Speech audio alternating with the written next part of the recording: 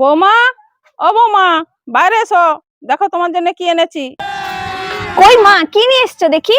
তুমি অনেকদিন থেকে বলছিলে না কেক খাবো কেক খাবো, ওই জন্য তোমার জন্য কেক এনেছি।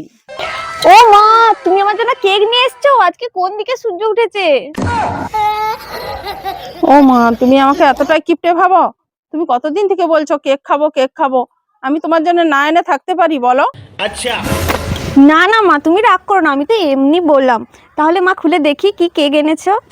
হ্যাঁ বৌমা, তুমি খুলে দেখো, যতটা খেতে পারবে খাবে, আর বাকিটা ফ্রিজে করে রেখে দিবে। আজকে তো আমি পুরোটাই খাবো।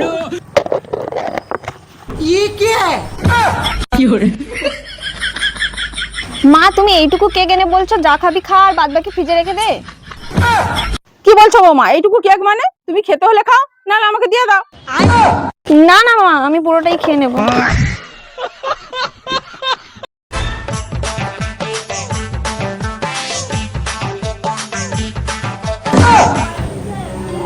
মা, তুমি চেয়ারে না বসে মাটিতে বসে আছো কেন? চেয়ারে বেশি বসলে চেয়ারটা ভেঙে যাবে না?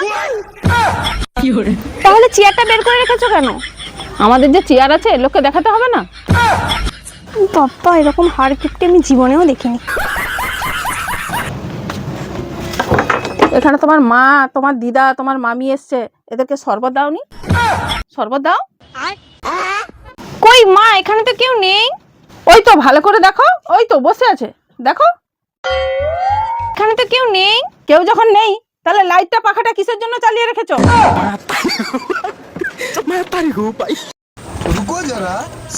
বৌমা, তোমাকে দিদির বাড়ি যাওয়ার সময় যে শাড়িটা দিলাম, সেটা কোথায়? আমাকে দাও তো।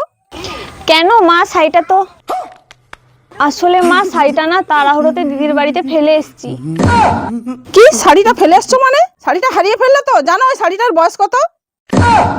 ওই শাড়িটা আমার ঠাকুমা শাশুড়ির, আমার শাশুড়িকে দিয়েছিল, আমার শাশুড়ি আমাকে দিয়েছে, আমি তোমাকে দিয়েছি, তুমি তোমার ছেলের বউকে দেবে। শাড়িটা হারিয়ে ফেললে তো বৌমা, কি সর্বনাশ, রাতে আমার ঘুম হবে তো।